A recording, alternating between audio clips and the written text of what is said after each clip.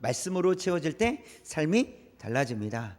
여러분, 말씀으로 삶이 달라지고 계십니까? 또 우리는 말씀을 통해서 삶이 달라지기를 사모하는 마음으로 살아가야 합니다.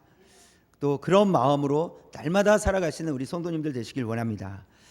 여러분, 사람이 달라질 때가 있습니다. 어떤 사건으로 인해서 사람이 달라지는 그런 경우가 있는데요. 크리스마스가 되면 빠지지 않고 나오는 이야기, 이 구두쇠 스크루지 이야기가 TV를 통해서 영화나 만화를 통해서 이제 나오게 되는데요.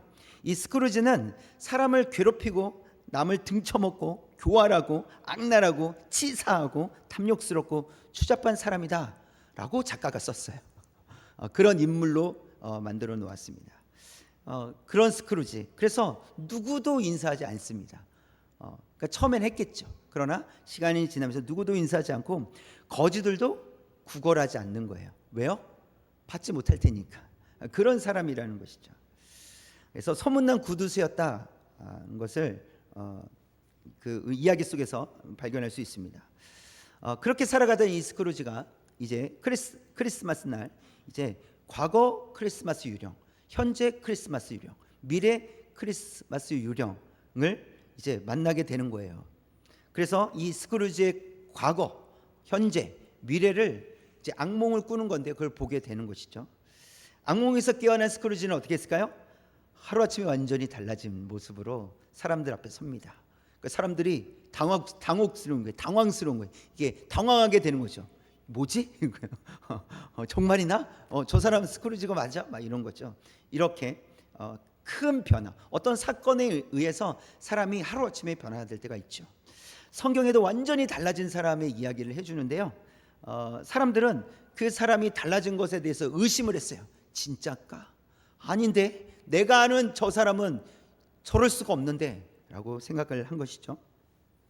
왜냐하면 며칠 전까지만 해도 그런 사람이 아니었거든요. 이런 사람이 아니었거든요. 그런데 달라진 모습을 보니 당혹스러운 것이죠. 사도행전 9장 21절 볼까요? 시작. 듣는 사람이 다 놀라 말하되 이 사람이 예루살렘에서 이 이름을 부르는 사람을 멸하던 자가 아니냐. 여기 온 것도 그들을 결박하여 대제사장들에게 끌어가고자 함이 아니냐 하더라. 아니, 예수를 핍박하는 사람, 예수 믿는 사람들을 핍박하던 사람이 어떻게 이렇게 달라졌지? 라고 하는 것이죠.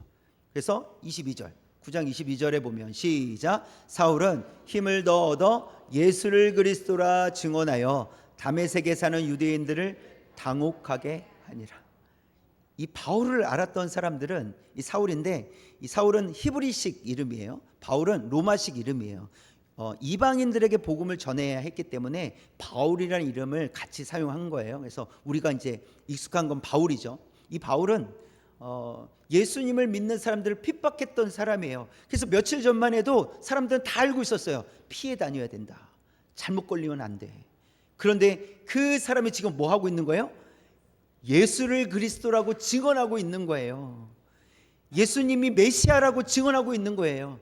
예수님이 구원자라고 증언하고 있는 거예요. 하루아침에 바뀐 이 바울을 보면서 사람들이 어떻게 하는지 당혹스러운 거예요. 쇼하는 거 아니야? 저러다가 예수 믿는다고 하는 사람 싹 잡아가는 거 아니야? 할 만큼 바울에게 큰 변화가 일어났다는 것입니다. 여러분, 사람이 하루아침에 바뀌면 당혹스럽습니다. 내가 알던 사람하고 너무 다른 거예요. 내가 알던 사람은 이렇게 착한 사람이 아닌데 하루아침에 너무 착해진 거예요. 너무 선한 얼굴로 바뀌면 뭐지? 하고 의심하게 되죠. 여러분, 너무 순간에 바뀌지 마시기 바랍니다.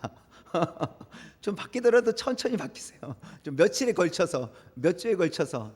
이건 농담이에요, 농담. 그러니까 하루아침에 바뀌면 당혹스럽다라는 거예요. 당혹스럽다. 자, 그런데요, 이런 변화를 하나님께서 이루어 주신다는 거예요. 우리가 하루아침에, 우리 스스로가 하루아침에 바뀌지는 않습니다. 아무리 결단해도요, 우리는 하루아침에 그렇게 잘 바뀌지 않아요.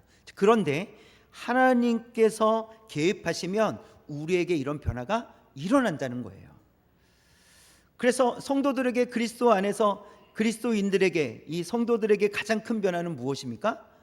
죽었던 영이 살아나는 거예요. 죽었었는데 살아나는 거예요. 아니 하루아침에 죽었던 영혼이 살아났대요. 믿지 않는 사람들이 이 이야기를 들으면 매우 당황합니다. 아니 사람이 똑같은데 하나도 달라진 것이 없는데 하루아침에 뭐라고 얘기하는 거야? 내가 영적으로 살았습니다 라고 하루아침에 얘기하는 거야. 당신 어제 어디 갔다 왔습니까? 교회 다녀왔어요?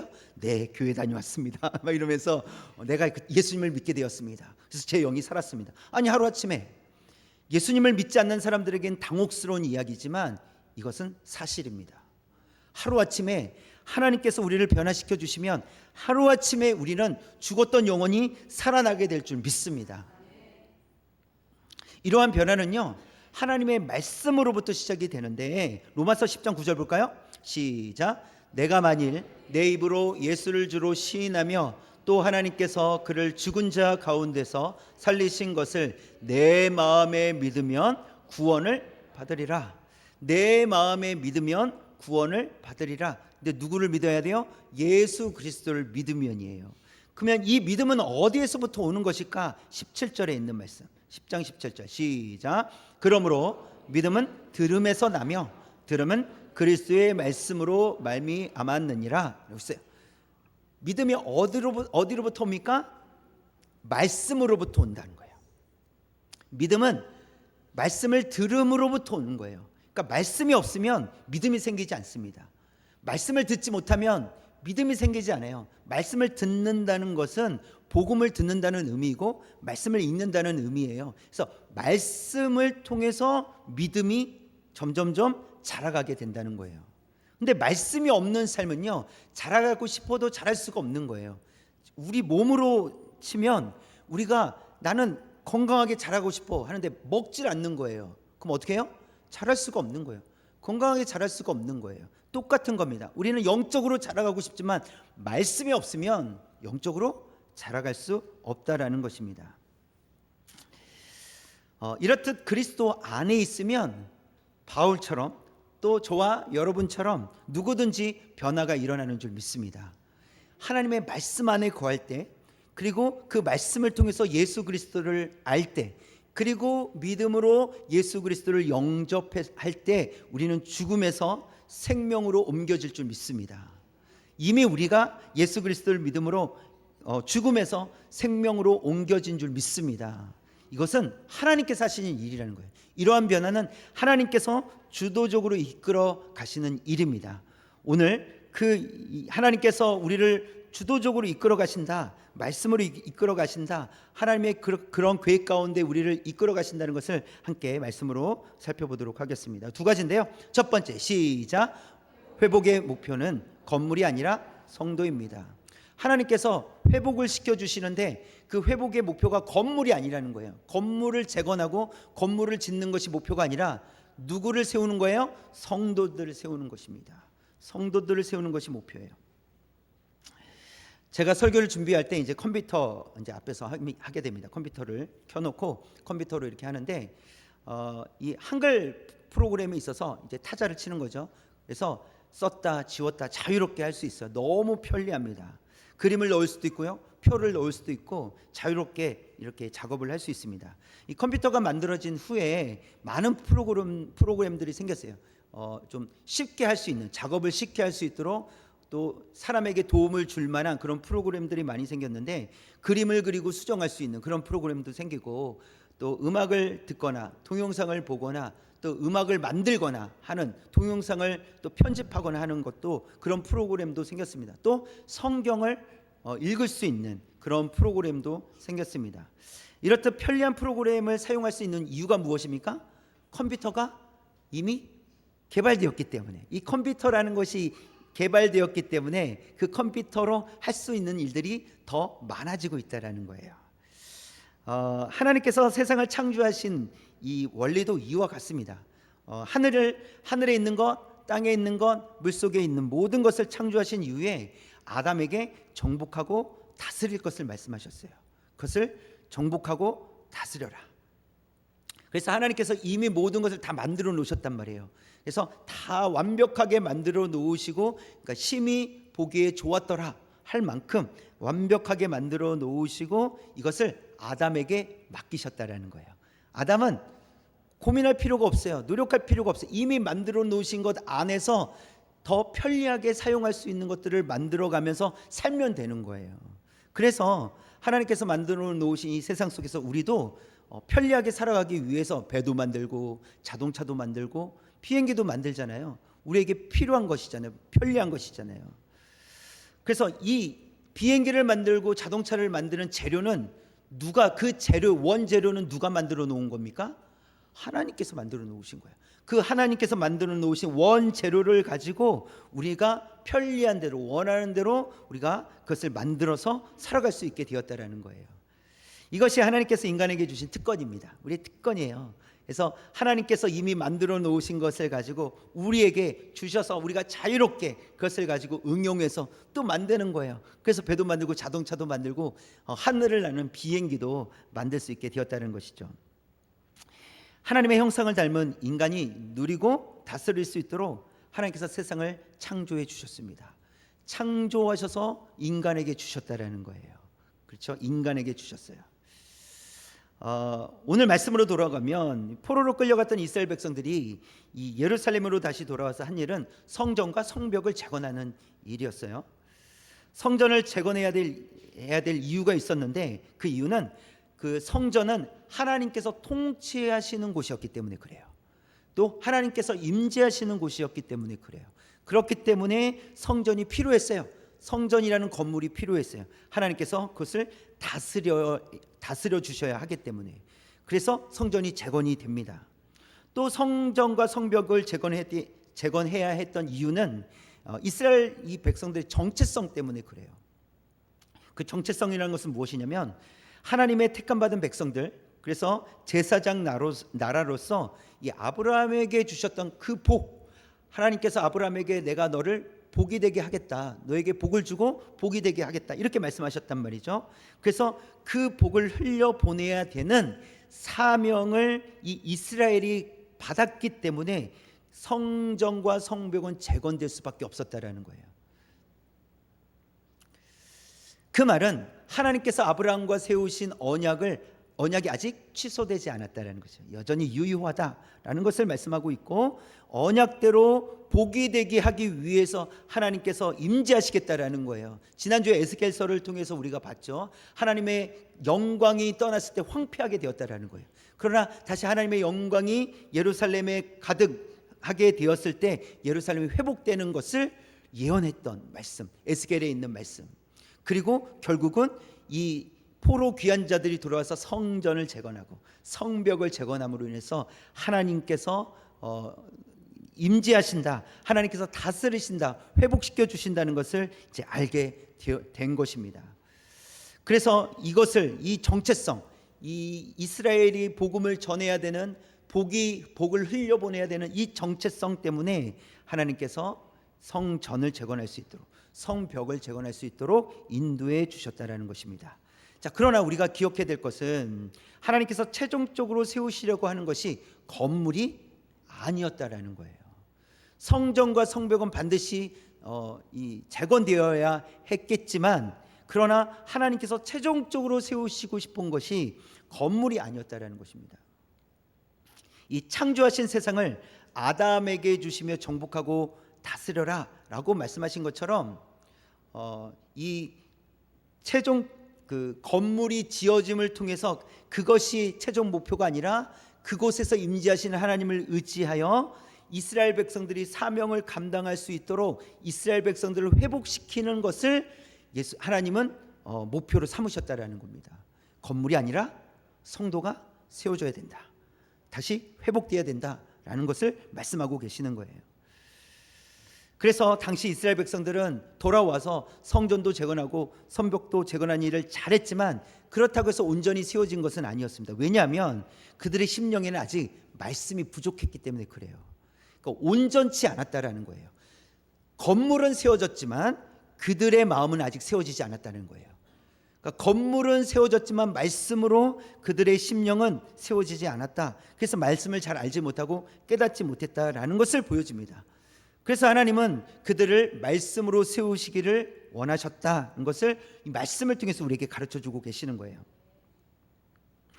그래서 하나님께서는 이스라엘 백성들뿐만 아니라 지금도 우리에게 원하시는 것은 말씀으로 세워지는 것입니다. 저와 여러분이 말씀으로 세워지기를 하나님께서 원하신다라는 사실입니다. 여러분의 심령이 말씀을 통해 세워지고 계십니까? 여러분의 말씀이 여러분의 삶을 이끌어가고 계십니까? 여러분의 삶 속에 하나님의 말씀을 따라 살아가려고 하는 그런 열정이 있으십니까? 여러분, 말씀이 없으면 신앙이 자라갈 수가 없습니다. 또 신앙이 자라지 않으면 하나님이 원하시고 기뻐하시는 일들을 할 수가 없어요. 근데 말씀을 통해서 믿음을 주시잖아요. 말씀을 통해서 믿음을 주셔서 그 믿음으로 자라가게 하신다는 거예요. 그래야 이 신앙이 자라가서 하나님을 기쁘시게 하고 하나님께서 원하시는 삶을 살아낼 수 있다는 사실입니다. 그래서 하나님은 우리가 말씀으로 세워지기를 원하신다. 하나님께서 원하시는 모습은 그것이다 하는 것을 가르쳐 줍니다. 여러분, 또 말씀이 없으면 영적으로 배고플 수밖에 없습니다. 아모스 8장 11절에 있는 말씀인데요. 처음부터 시작. 내가 이 땅을 주리게 할 것이다. 주 여호와의 말이다. 빵이 없어서 배고픈 것이 아니며 물이 없어서 목마른 것이 아니다. 여호와의 말씀이 없어서 배고플 것이다. 굶주린다는 것은 먹을 것이 없을 때 굶주리게 됩니다. 그렇죠? 그래서 실제로 이스라엘 안에 굶주린 백성들이 있다면 실제로 뭐가 없어서 그래요? 빵이나 물이 없어서 그래요. 양식이 없어서 굶주리는 것이 맞아요. 자, 그런데 하나님께서 무엇을 말씀해 주시고 계시냐면, 야, 진짜 빵이 없어서 굶주리는지 아냐? 물이 없어서 너희가 굶주리는지 아느냐? 이렇게 말씀하시는 거예요. 너희들이 굶주리는 이유는 여호와의 말씀이 없어서다. 이렇게 말씀하시는 거예요. 이스라엘 백성들이 애굽에서 탈출해서 광야에서 40년 동안 지냅니다. 뭘 먹고 지냈습니까? 만나를 먹고 지냈죠. 근데 만나는 누가 내려주신 거예요? 하나님이 내려주신 거예요. 40년이 지나서 가나안 땅에 들어갔을 때 만나는 뚝 꽂혔습니다. 하나님의 은혜예요. 그 광야 40년 동안에 만나가 매일 내리는 것을 보면서 이스라엘 백성들은 생각할 수밖에 없어요. 무엇을요? 하나님께서 우리와 함께 계신다는 거예요. 하나님께서 우리에게 필요한 양식을 채워주신다는 거예요. 떡이 우리를 살리는 것이 아니라 하나님의 말씀이 우리를 살리신다는 거예요. 그래서 이 아모스의 말씀이 그거예요. 빵이 없어서 물이 없어서 굶주리는 것이 아니라 너희들에게 여호와의 말씀이 없기 때문에 너희들이 지금 굶주리는 것이다. 이렇게 말씀하시는 거예요. 여러분, 교회 건물이 없어서 예배가 없어서 또 악기가 없어서 영적으로 굶주리는 것이 아닙니다. 뭔가 갖추어지지 않아서 우리가 예배를 또 은혜를 받지 못하는 것이 아니에요. 우리가 굶주린다면, 영적으로 굶주리고 있다면 말씀이 없기 때문에 그렇습니다. 그래서 말씀을 사모하자는 거예요. 말씀을 우리가 사모하고 말씀 알기를 힘써야 된다는 것입니다. 여러분, 종교 행위는 있지만 삶의 변화가 없는 것을 하나님은 책망하십니다.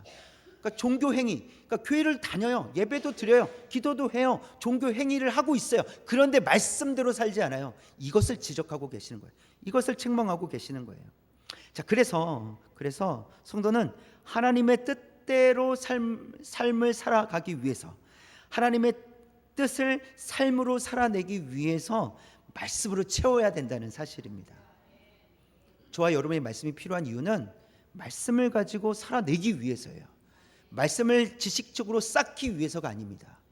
이 말씀을 가지고 누군가에게 그냥 가르치기 위해서가 아니에요.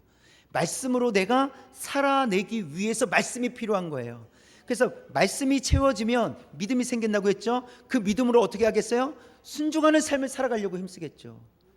그래서 말씀이 우리에게 필요하다라는 것입니다. 하나님께서는 종교 행위가 아니라 성도인 우리가 바르게 세워지기를 원하신다는 사실입니다. 하나님, 우리가 바르게 세워지기를 원하세요. 종교 행위가 아닙니다. 이걸 좀 표현을 바꾸면 하나님께서는 건물이 아니라 성도가 교회라는 것을 말씀해 주고 계시는 거예요. 종교 행위를 하는 건물이 교회가 아닙니다. 건물이 교회가 아니에요. 우리가 교회인 줄 믿습니다. 저와 여러분이 교회인 줄 믿습니다. 그러면 건강한 교회라고 얘기할 때 무엇이 건강한 겁니까? 누가 건강한 겁니까? 우리가 건강해야 되는 거예요. 건강한 교회입니다 라고 했을 때 성도들이 건강해야 건강한 교회예요. 우와 교회가 멋집니다라고 했을 때 건물이 멋진 것이 아니라 성도들이 멋져야지 멋진 교회가 되는 거예요. 하나님께서 원하시는 성도의 삶은 바로 이러한 삶입니다. 교회로서 하나님의 말씀을 가지고 힘있게 살아가는 것, 하나님의 뜻대로 살아가는 것, 하나님의 말씀을 가지고 건강하게 살아가는 것을 하나님께서 원하신다는 사실입니다. 저와 여러분이 건강한 말씀을 통해서 건강한 성도가 되어서 건강한 교회로서 하나님을 기쁘시게 해드리는, 또 하나님의 말씀대로 순종하며 살아갈 수 있는 저와 여러분 되시길 주님의 이름으로 축원합니다. 두 번째 시작. 말씀으로 채워질 때 성도는 힘있게 살아갈 수 있습니다. 하나님께서 원하시는 것도 우리가 말씀으로 채워지는 거예요.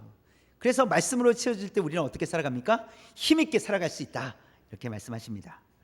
이 느헤미야와 에스라는 성도들의 비워진 심령의 말씀을 채우기로 결심을 합니다. 말씀을 가르쳐야 되겠다, 또 말씀을 선포해야 되겠다라고 결정을 내립니다. 그래서 2절 말씀을 보면 처음부터 시작. 7째 달 초하루에 제사장 에스라가 율법책을 가지고 회중 앞 곧 남자나 여자나 알아들을 만한 모든 사람 앞에 이르러 그랬어요. 누가 모였습니까? 남자나 여자나 알아들을 만한 모든 사람들이 모였어요. 3절도 볼까요? 3절 처음부터 시작. 수문 앞 광장에서 새벽부터 정오까지 남자나 여자나 알아들을 만한 모든 사람 앞에서 읽음에 뭇 백성이 그 율법책에 귀를 기울였는데, 수문 앞 광장이라는 곳에서 모였는데 새벽부터 정오까지 다 남자나 여자나 하나님 말씀, 율법을 들었다 이거예요. 말씀을 들었다, 이렇게 말씀하고 있습니다. 이 남자나 여자나 알아들을 만한이라고 한다는 것은 이 어린아이, 말씀을 이렇게 들어도 깨닫지 못하는, 이해하지 못하는 그런 어린아이 빼고는 다 모였다라는 거예요. 여러분, 하나님의 말씀은 온 세대가 다 들어야 됩니다. 성인만 듣는 것이 아니라 온 세대가 들어야 돼요. 그래서 이 말씀을 듣는 이 함께 말씀을 함께 온 세대가 함께 말씀을 들을 때 가정적으로도 매우 유익하다라는 것입니다. 그러면 가정적으로 유익하다라는 것은 가정 안에서도 들은 말씀을 가지고 어떻게 할 수 있습니까? 함께 나눌 수 있잖아요. 그렇죠. 그래서 온 세대가 말씀이 필요하고 온 세대가 말씀을 들어야 한다는 것입니다. 에스라는 율법책을 폈고요. 5절에서 보니까 백성들은 말씀을 듣기 위해서 일어섰다, 이렇게 표현하고 있어요. 말씀을 듣기 위해 일어섰다. 이것이 이스라엘 백성들의 마음의 태도예요.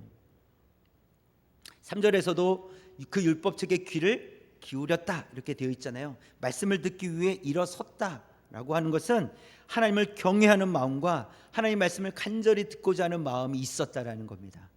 여러분, 우리에게도 하나님의 말씀을 간절히 듣고자 하는 마음이 있어야 됩니다. 그러니까 이 시간뿐만이 아니라 말씀을 읽는 것, 말씀을 묵상하는 그 모든 시간을 다 포함하는 거예요. 그래서 말씀 앞에 나아가서 간절히 하나님의 말씀을 듣고자, 깨닫고자 하는 마음이 우리에게 있어야 된다는 것입니다. 그리고 이스라엘 백성들은 엎드려 경배했습니다. 6절 볼까요? 6절 맨 마지막 붉은 글씨 시작. 몸을 굽혀 얼굴을 땅에 대고 여호와께 경배하니라. 경배하다라는 이 말씀의 이 뜻은 엎드리다 이거예요. 그래서 몸을 굽혀 얼굴을 땅에 대고, 이게 엎드리는 거죠. 엎드리는 행위잖아요. 그래서 몸을 굽혀 얼굴을 땅에 대었다, 이것을 통해서 하나님께 경배를 올려드렸다, 이렇게 기록을 하고 있습니다. 저와 여러분도 이와 같은 태도가 있기를 원합니다. 하나님의 말씀을 듣고자 하는, 깨닫고자 하는 그런 간절히 사모하는 마음이 있었으면 좋겠습니다. 또 하나님 앞에 엎드리는 거예요. 하나님께서 가르쳐 주시기를 엎드리는 거예요. 하나님 말씀 듣겠습니다. 간절히 또 엎드려서 하나님께서 말씀하실 때 그것을 깨닫고 살아내겠습니다. 이렇게 또 살아갈 수 있는, 이런 마음을 품을 수 있는 저와 여러분 되시길 원합니다. 자, 그렇게 하나님의 말씀을 간절히 듣고자 할 때 하나님께서는 깨닫게 해주신다, 이렇게 말씀하고 있어요. 깨닫게 해주신다.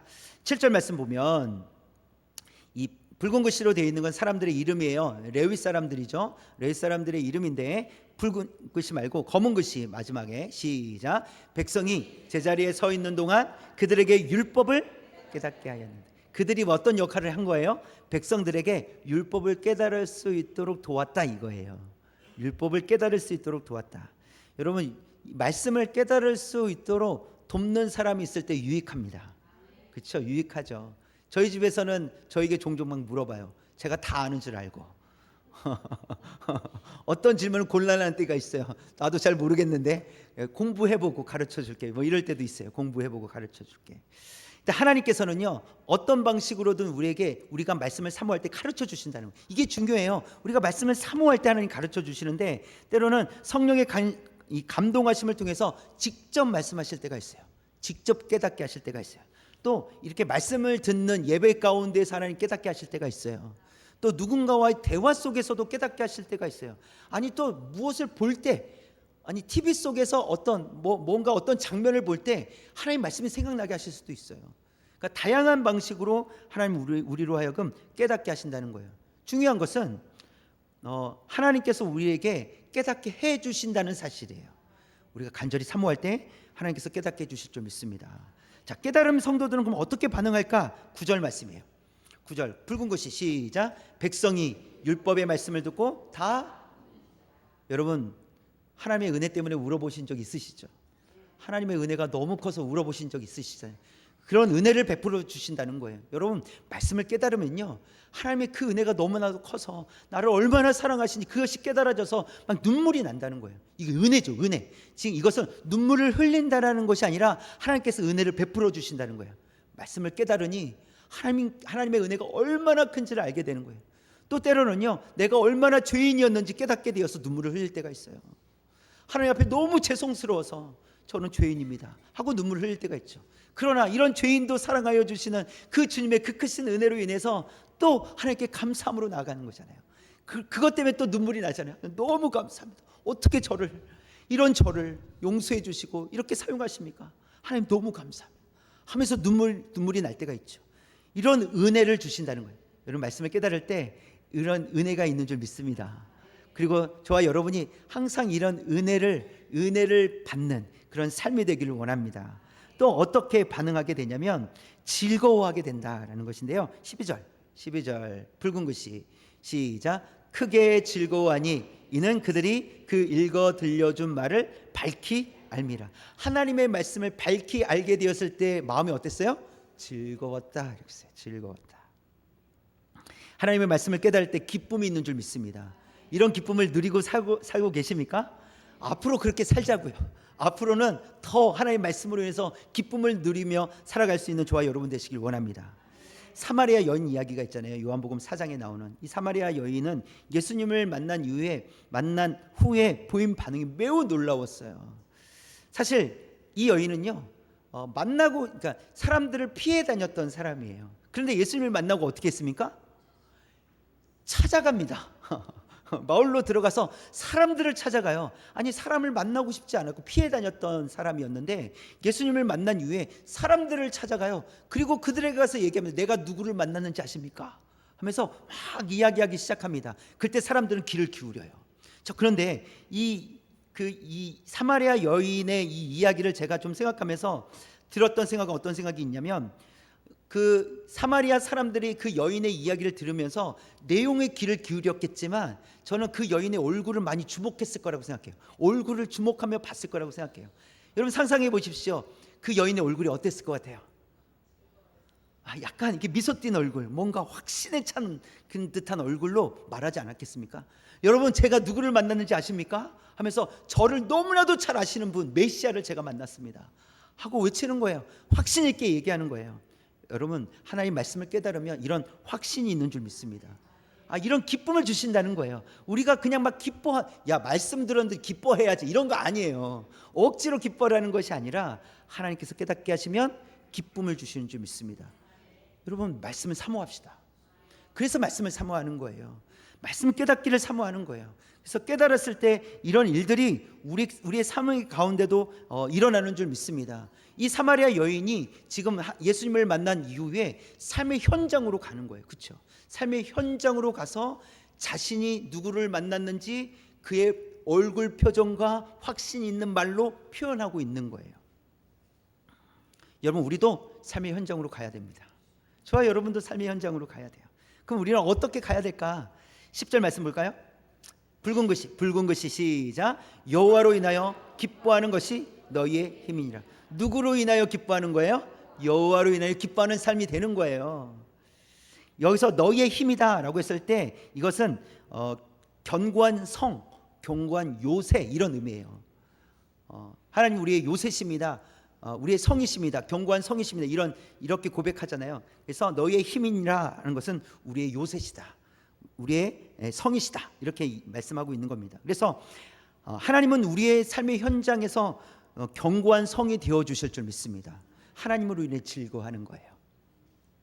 또 12절 볼까요? 12절 붉은 글씨 시작. 모든 백성이 곧 가서 먹고 마시며 나누어 주고 크게 즐거워하니. 보세요. 모든 백성이 이제 여러분 그만 울고 가서 이제 여호와의 성일이니 이제 초막절이 있었거든요. 기뻐하는 날이거든요. 축제의 날이니 가서 먹고 마시십시오. 이렇게 돌려보내요. 그랬더니 백성들이 어떻게 합니까? 곧 가서 삶의 현장으로 갔어요. 근데 삶의 현장으로 갔는데 여전히 어떤 마음을 가지고 있어요? 즐거워하는 마음을 가고 있다는 거죠. 왜 즐거워했어요? 12절 마지막에 들려준 말을 밝히 알미라. 하나님의 말씀을 깨닫고 하나님의 말씀이 주신 그 은혜로 여전히 그 기쁨, 하나님께서 주신 그 기쁨, 말씀의 기쁨을 가지고 어디로 간 거예요? 삶의 현장으로 갔다라는 거예요. 여러분의 삶의 현장은 어떠십니까? 말씀으로 인하여 즐거우십니까? 말씀으로 인하여 기쁨이 있습니까? 확신이 있으십니까? 우리의 삶의 현장은 정말 그렇게 확신 있게 살아가는 삶의 현장입니까? 우리도 삶의 현장으로 나아가야 되는데 그래서 하나님의 말씀이 필요하다는 것입니다. 하나님의 말씀이 있을 때 우리의 삶을 변화시켜 주신 이 변화가 그냥 이곳에만 머물러 있는 것이 아니라 삶의 현장에서도 나타나게 될 줄 믿습니다.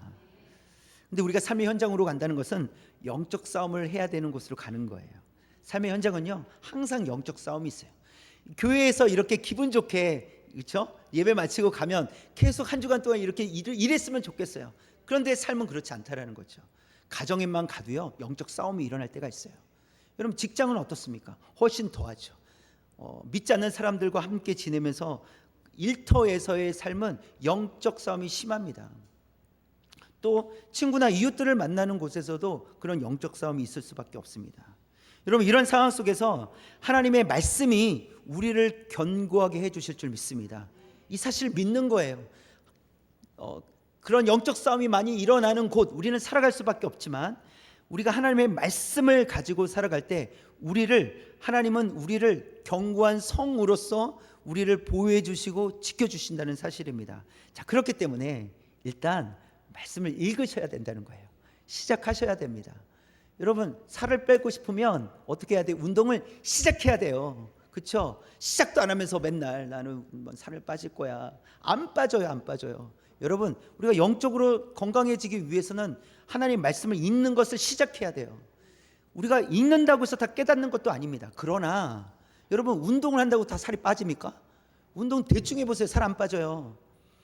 그러니까 말씀도 마찬가지예요. 말씀을 읽기 시작했다고 당장 뭔가 달라지는 것은 아니에요. 그러나 읽기를 시작할 때 깨닫기를 사모하는 마음을 주실 줄 믿습니다. 그러니까 그런 열정을 주신다는 거예요. 하나님 말씀, 하나님 제가 열심히 읽어보겠습니다. 말씀대로 살아보려고 힘써보겠습니다. 라고 하는 그런 마음을 가지고 태도를 가지고 나아갈 때 하나님께서 우리에게 주시는 마음은 나 이제 깨닫고 싶다. 더 알고 싶다. 이런 간절한 마음을 주신다는 거예요. 자, 그리고 깨달은 말씀이 깨달아졌다면 이제 어떻게 할까요? 순종하려는 마음을 갖게 해주신다는 거예요. 우리를 그렇게 인도해 주실 줄 믿습니다. 그러기 위해서는 가장 먼저 뭘 해야 된다고요? 말씀을 읽어야 된다는 거예요. 안 읽으시겠습니까? 그래도 안 읽으시겠습니까?